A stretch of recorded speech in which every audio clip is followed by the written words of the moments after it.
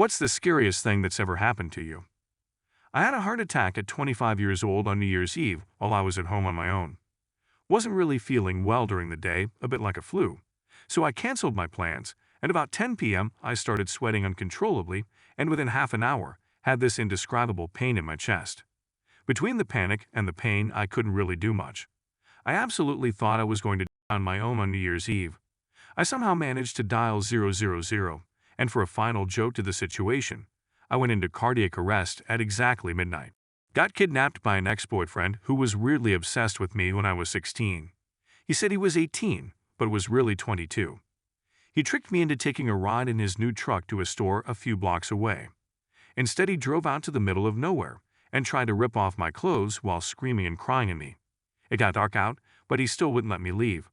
I was convinced he was going to rape me and then kill me in a panic, so I told him I loved him, but that my mom found out how old he was and made me break up with him. That I wanted to hide the relationship from her, but that it would be difficult to do if I wasn't back in time for curfew, because she would ground me and take away my car. He was so ecstatic that he immediately took me back to my car. I hid from him for a few years, but ran into him at a gas station when I was 19. I swear I could feel my heart stop beating. Years later, I heard he was caught in an FBI sting for online predators and went to prison. A few months ago, I had been at work for 2 hours when I got a call from the babysitter. She was watching my 3-year-old and 6-month-old. Her entire statement as soon as I answered, 6-month-old's not breathing. I talked back and forth and found that he was unresponsive and not breathing.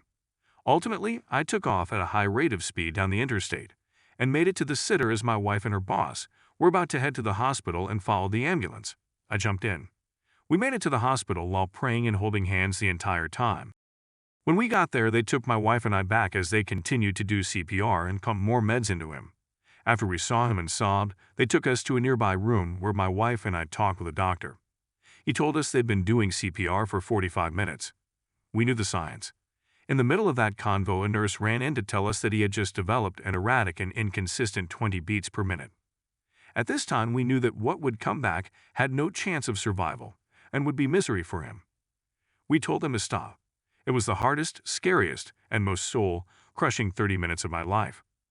It was ultimately deemed to be SIDS, and that there was not a single thing they could find that caused it. He was perfectly healthy and the happiest baby I've ever seen. We miss you, buddy. We hope your organs went on to help some other poor souls in a similar situation. The scariest thing that ever happened to me was only scary when I thought about it later. Recently, in a town over from us, a young man was reported as a missing person. He had just vanished from his residence 2 weeks prior to when he was reported missing. About a month later, they found his body, half a block from our house. They had found his body under a blue tarp. I walk pretty frequently in our neighborhood, and I walked past that tarp multiple times. Authorities say that the body was placed there, and I don't know what is scarier, knowing that a man's dead body was half a block away from where I was sleeping, or that his murderer was. A man stalked me until he got my morning routine down.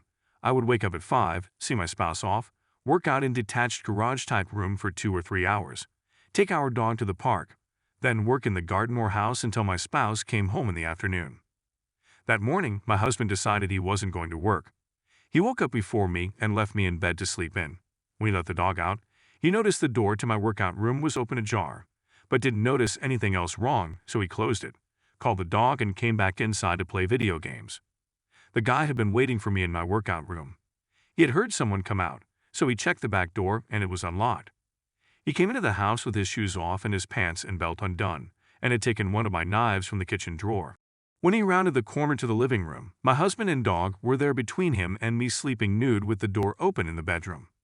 They were taken totally off guard. The dog went into murder mode and my husband grabbed him and opened the door to get the guy outside and call the cops. Everything happened so quickly, it could have all gone down so differently. This happened 8 years ago, but I thought about it a lot recently with the you if I murder stuff, and it gets to me. What if my husband hadn't randomly decided to stay home that morning? Day after Christmas, 1998, I was 9, in the car with my mom, who was 36, and my cousin, who was almost 14. We were traveling out of state about 10 hours to visit my mother's parents and siblings, including my cousin's mother. His mom and dad were divorced and lived near us with his dad at the time. I got tired, told my mom I was going to take a nap, said I love you to both, and immediately fell asleep. Some undetermined amount of time later, I woke up and heard just noise. People, vehicles, sirens. Looking around, I couldn't tell what had happened. I was covered in blood. That wasn't mine. I began to panic, and someone in white, it's all I can remember and I assume it was a paramedic, came to me and told me to stay calm, I would be all right. I was life-flighted out shortly after. We had a tractor trailer parked on the side of the road. He had no signals out. It was kind of faulty. I was told he had P in his system too. By the time my mom must have realized he was there, it was too late, and the brakes gave out. 6 months later, there was a recall on that car for that exact thing. I won't go into gory details, but suffice it to say my mother had a closed casket. My cousin died of internal bleeding.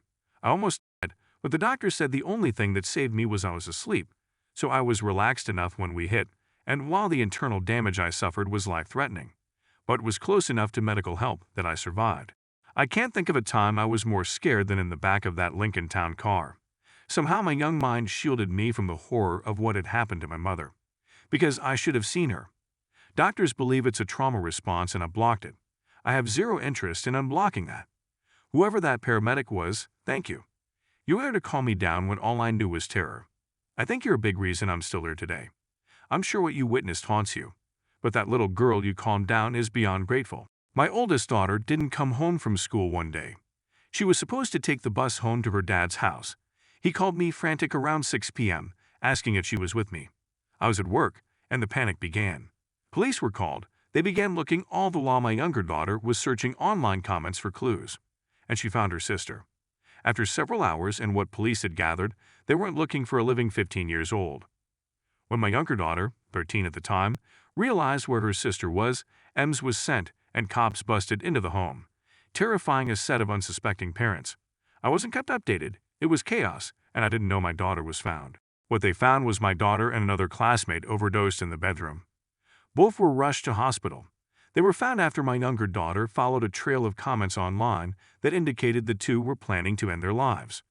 My daughter coded once and the friend was comatose for a few days.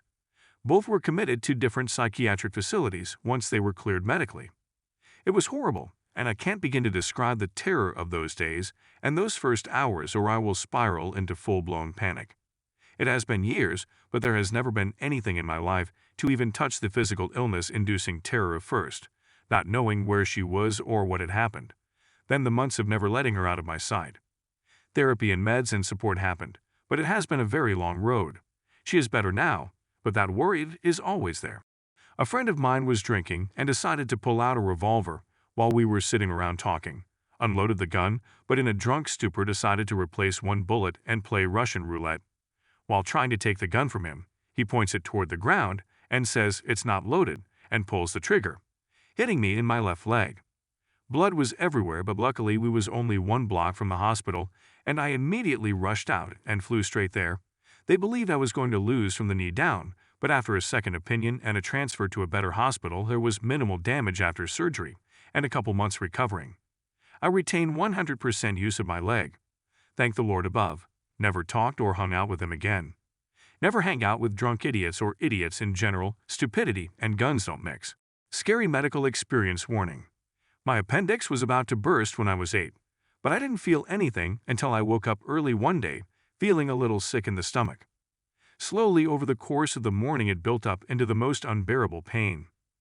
My mom thought it wasn't as bad as I was making it out to be and took me to the doctor after dropping my siblings off at school, and the doc said to take me to the ER immediately. I was in so much pain and was trying to stay curled up in the fetal position. I think there were 2 or 3 nurses holding me down and trying to get an IV into my arms, but struggling to find the vein. While I felt like stomach was burning and about to burst, I kept feeling needles jabbing the inside of my elbow to the point where I was begging them to stop because the constant stabbing feeling was almost as unbearable as the appendix. I still remember this poor nurse trying to make jokes and get me to engage with him, like he was trying to get me to relax, but I was in so much pain I couldn't function properly. At some point they finally get a vein after what felt like forever. I get rushed into surgery, and the surgery goes from an expected few hours to almost 10 because my appendix burst while they were operating, amongst other complications, and they had to clean up all the filth. They said if I was 30 minutes later, then it would have been a different conversation, which still kind of freaks me out. What would have happened if it burst while I was conscious? Never wanted to find out and just hoped the doctor was being dramatic. The hospital stay was even worse than the lead-up, because I'd be there on my own at night, and for the first 2 or 3 nights, I'd be waking up suddenly in a bed full of shit, or having vomiting all over myself, while also having this giant bloody-looking 6-inch-long scar covered in sickly yellow solid holding gel. The look of disgust on one nurse's face is permanently etched into my mind, but all I remember is sobbing and apologizing and being terrified that I'd go to sleep again just to wake up in my own filth all over again and have someone upset with me. Plenty more happened to contribute to this scary experience, but that's the gist of it. When I was about 13, I was walking home from the gas station. I always took back ways or alleys. At some point I realized that I kept seeing the same vehicle off in the distance behind me, even though I was kind of zigzagging around. It was enough that I was on alert. I panicked and took a sharp turn and hid behind a dumpster. I could see them coming down driving slowly as they had been the whole time, and then I saw some brake lights and one man got out.